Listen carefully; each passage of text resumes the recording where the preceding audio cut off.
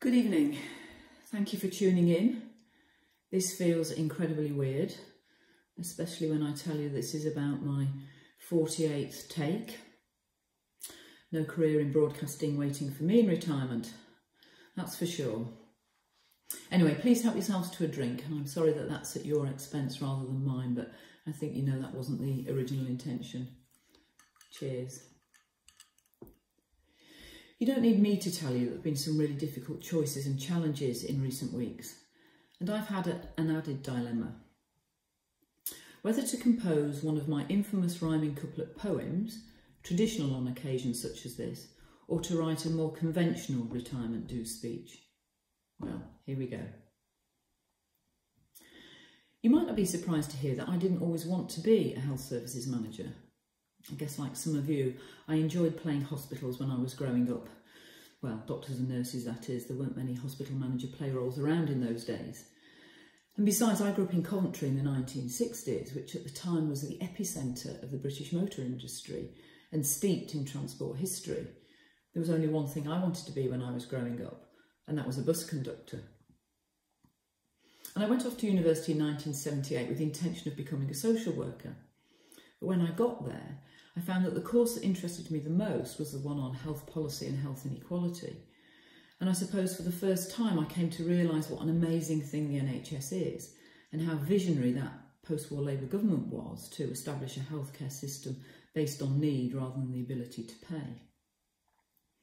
An elective working in a Marie Curie hospice in Birmingham, and the die was cast. I'd seen person-centred compassionate care in action. I'd come to understand that health and healing was much more than the absence of disease, and I'd been called to a career in health services management. And as I look back over the last 38 years, now more than ever, I'm just so grateful for the friendships that I've made, for the experiences that have come my way, and the opportunity I've had to work for a service that I passionately believe in, and that has also honoured my final salary pension scheme. But that's enough about me. I want the next bit to be about you, the people who've made the last 38 years so special. And I'm going to start with Pam, who I first met in 1981 when I was thinking of applying for the National Administrative Training Scheme. You'll note that we were administrators and not managers in those days. And Pam, or Miss Clark as she was known, was the hospital administrator at Killingbeck Hospital in Leeds and a former trainee. Somebody suggested it'd be a good idea if I went off and had a chat with Pam, which is what I did. Pam never misses an opportunity to remind me and everybody else that she doesn't actually remember that meeting. But whatever you said, Pam, you didn't put me off. I did apply for the training scheme and I was successful in getting a place. So thank you for your encouragement, and I subsequently went off and did a number of courses on how to make a better first impression. I met Sarah Newton and Mark Cockayne on my first day at work in September 1982 at the Nuffield Centre in Leeds. They were fellow trainees, and 38 years later we're still besties. And with their partners, Helen and Tim, we've had some amazing holidays. We've shared in just about every important family occasion. And we've supported each other through the highs and lows of this mortal life. Your friendship means the world to me, and I can't wait to try and rearrange our combined 60th birthday celebrations, hopefully later in the year. And a few words about Ian Johnston, who wins the award for having been my boss more times than anybody else. I first met Ian again in 1982, again at the Nuffield Centre in Leeds, where Ian was a tutor on the course. And at the end of the course, he managed to convince me that it would be a good idea if I went to work for him in Grimsby, which it was. And after 2 years, I was released. It was never quite clear whether that was for good behaviour or bad behaviour, and I returned to my adopted home in Leeds. But what do you know? He followed me back to Leeds, and I then spent the next few years working in a variety of different roles for Ian when he was the Director of Hospital Services at the LGI. And it was during this time that I had the great good fortune to team up with the inspirational Miss Hod, the incorrigible Ms Renfrew, and our very own Director of Pleasure, Mrs Cathy Gilead. But in the public interest, I am going to spare you any details of our work night out to see Gary Glitter in concert in Sheffield in the mid-1990s. So just to return to Grimsby for a few moments, One of the best things about working in Grimsby, apart from the lingering smell of stale fish from the Findus factory, was being thrown together with Christine Green. Chris was really useful to me because she was a native of Hull and she understood the lingo and some of the very strange Humberside traditions. You also have to remember that this was the mid-1980s, so a long time before cost improvement programmes and performance targets. We worked regular hours and stopped for lunch. We were a formidable double act, better known as Zebra Walnut in my case and Monkey Knees in Christine's, and we saw our raison d'etre to bring as much happiness and fun to the hospital as possible. I think we were largely successful. It's just a shame there wasn't performance-related pay in those days.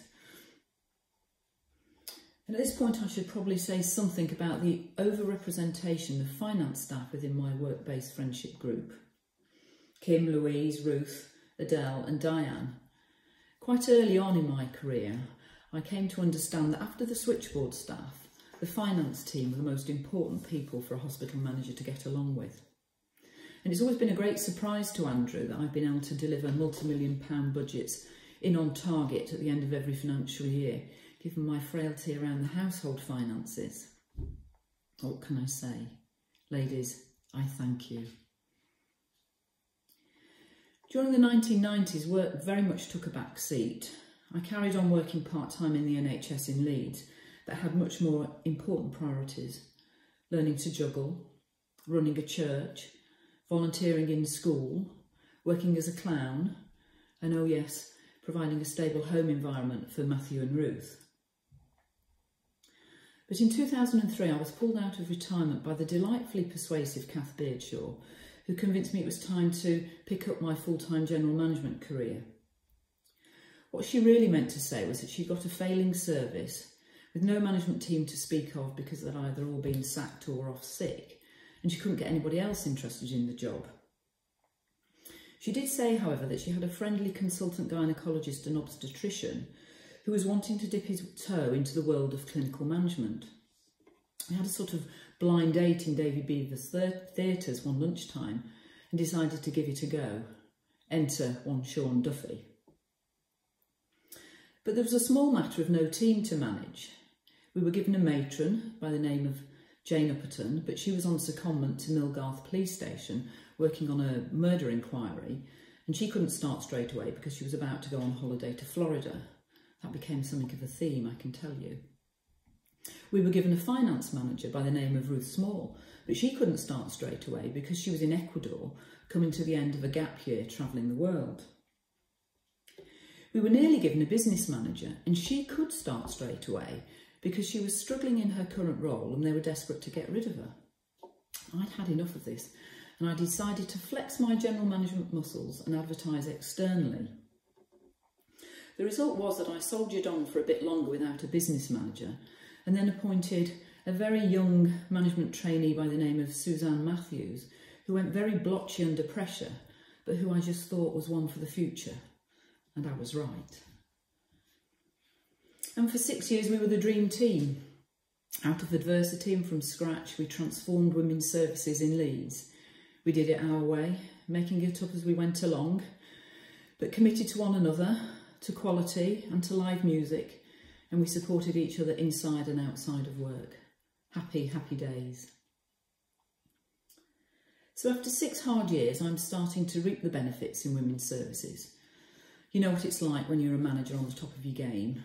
You get to go to the loo, you get an occasional lunch break, and sometimes you even sleep at night. And then the phone rang, and I was being asked to manage children's services as it moved towards centralisation at the LGI. I actually spent over 8 years working in children's services, the longest I've spent in any single job. Without a doubt the hardest job I've ever done, with some huge highs but also some devastating lows. But again, blessed to work with so many committed, supportive, value-driven people. A special mention to Mike and Ian for the time we spent as the first triumvirate of Leeds Children's Hospital, and also to Alison, Alec, Rob, Sarah, Celia, Jo, Kirsty and Diane. And with our kite logo and our mission statement of aiming high, delivering the best, it was fantastic to be part of the development and expansion of Leeds Children's Hospital. But by now it was 2016 and I thought I'd got one last job in me. I managed to convince the great and the good of Leeds teaching hospitals, and yes, Mike Harvey, that does include you, that it would be a good idea to appoint me as the General Manager of the Yorkshire and Humber Congenital Heart Disease Network. I fancied a change, and this was a chance to be involved in something right from the very beginning, working with a small team, covering a larger geographical patch, and with an out-and-out focus on service quality and empowering service providers. It was almost as if I'd saved the best job for last. I've loved every working day of the last 3 years, and I'm so proud of what we've achieved to improve services for people with congenital heart disease in Yorkshire and the Humber and their families, and of the reputation we've gained nationally for the work we've done as a network. And as you know, as a family, we've got a very special reason to be so grateful for the fantastic team in Leeds, and that reason is quite simply Sebastian Swift. Thanks to Elspeth, Kate and Fiona for all your support and encouragement, but especially to Jo Quirk, who's been an amazing lead nurse, friend and confidant. Jo, it's been nothing short of a pleasure and a privilege to work with you. Thank you. And last but not least, a big thank you and a few apologies to Andrew, Matthew and Ruth for the times when I've been physically present but absent emotionally, working in my head, for disrupted family holidays and weekends, and for falling asleep in front of the telly every Friday night before 9 o'clock. And a special thank you to Andrew for retraining as a home help and for taking on the bulk of the domestic responsibilities when I went back into full-time general management in 2003. It goes without saying that our plans to travel extensively and see more of family and friends are currently on hold. As you know, I'm not comfortable on the sofa, so I still plan to set my alarm clock for 5:30 a.m. in the morning so that I can be in the pool for 7. That's when it reopens, of course.